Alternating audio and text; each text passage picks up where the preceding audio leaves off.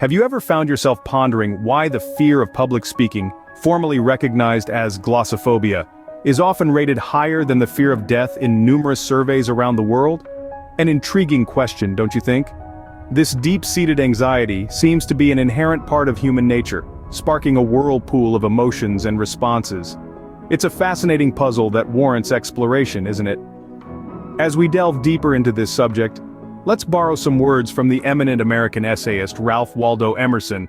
Do not go where the path may lead, go instead where there is no path and leave a trail. This quote embodies the essence of public speaking. It encapsulates the idea of developing your unique journey, your individual narrative, and sharing it with everyone else around you. It's about stepping up on that stage, owning your truth, and it aloud. A renowned philosopher and spiritual teacher, Neville Goddard, once shared an insightful statement: "Assumptions hardened into fact." This profound thought sheds light on the root cause of glossophobia. The fear of public speaking, more often than not, is birthed from the negative assumptions we tend to entertain. These predictions, foreboding catastrophic results, even before the occurrence of the event, exacerbate the fear. But what if we could flip this equation? What if we could transform these assumptions, cementing positive predictions into reality? In his seminal work, The Art of Public Speaking, Dale Carnegie shares a powerful tool to combat fear. He suggests, the only way to conquer fear is to face it. So, rather than shying away from the opportunities that test your courage, embrace them. Look your fear in the eye, confront it head-on, and with each attempt the fear will start to wane. Earl Nightingale, another influential thinker, once said, "We become what we think about." This statement underlines the significance of our thoughts in shaping our actions. If you persistently dwell on failing, the chances of it actualizing are high. Instead, visualize yourself succeeding, delivering a compelling speech, captivating your audience, and leaving a lasting impact. After all, it's all about the power of the mind, the ability to shift perspectives, and the courage to face your fears. If you change the way you look at things, the things you look at change. It's all about harnessing the power of your mind. Now, let's go back in time to explore an ancient wisdom. In the revered text of the Douay Rheims Bible, a profound verse is inscribed, "Fear is nothing else but a betraying of the succors which reason offereth."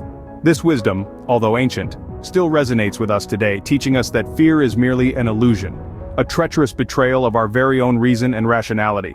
It's a powerful message which conveys that fear, in its essence, is a creation of our mind. Now let's see how this perspective is echoed through contemporary thought. The renowned motivational speaker Bob Proctor presents a similar concept in a somewhat different light. He says, "If you see it in your mind, you will hold it in your hand." Here, he's inspiring us to visualize our success. Picture yourself standing tall, speaking confidently with words flowing effortlessly, and this vision will slowly transform into a tangible reality. But the question remains, how does one bring this visualization into existence? The answer to this question is provided insightfully by Jim Rohn, an influential motivational speaker. He suggests, you are the average of the 5 people you spend the most time with. This means if you surround yourself with people who exude confidence and inspire you, learn from their experiences, their strengths, and emulate their conviction, it will undoubtedly rub off on you. Building on this concept, Napoleon Hill, yet another esteemed self-help author, adds another layer to this thought process. He confidently asserts, whatever the mind of man can conceive and believe, it can achieve.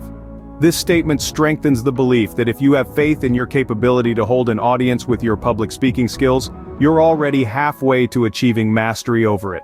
Believe in your ability to speak publicly, and you're halfway there. Wallace D. Wattles once said, "The very best thing you can do for the whole world is to make the most of yourself." In the pursuit of self-improvement, we inevitably encounter obstacles which test our mettle and shape our character. One such obstacle that is universally encountered is the fear of public speaking. The apprehension, the anxiety, and the nervousness one feels when addressing an audience can be paralyzing. However, the key is not to focus on the fear, but rather to channel your energy into overcoming it.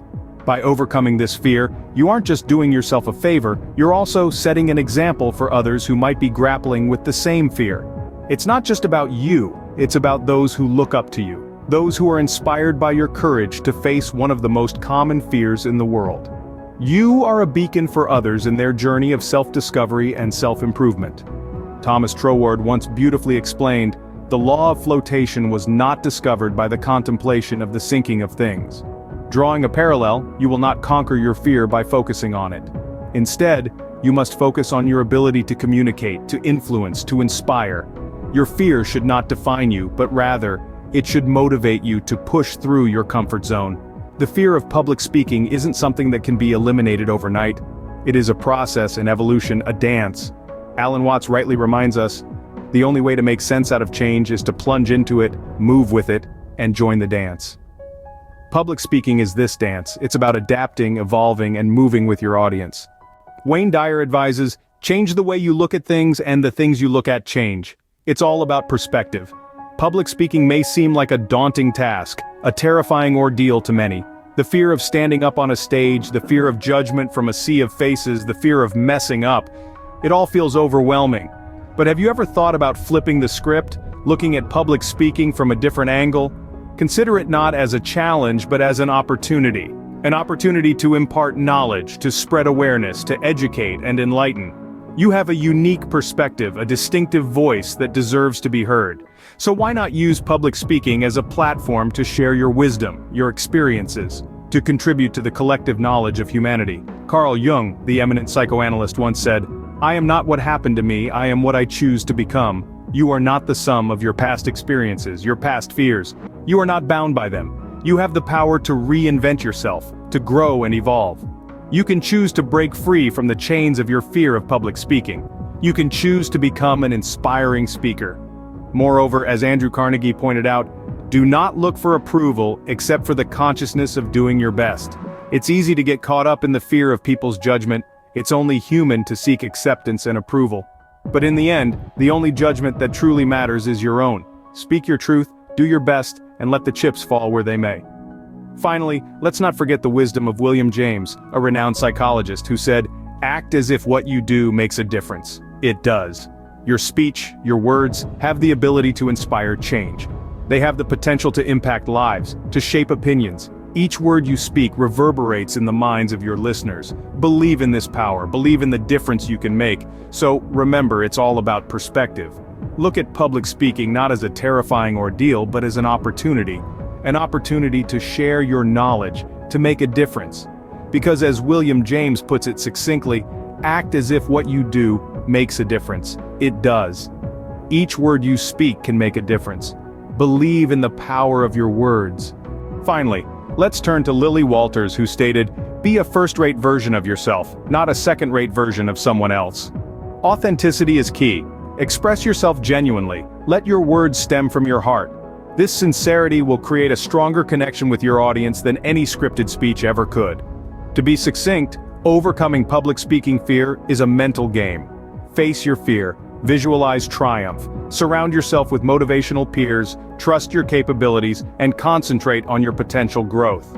Embrace the challenge of public speaking as an opening to shine, and stay true to yourself. It's important to note that fear doesn't control you. You hold the capacity to become a self-assured public speaker. With these words, we wrap up our exploration into the realm of public speaking and overcoming fear. Let these revelations guide your path, enabling you to carve a distinct mark in the world of public speaking.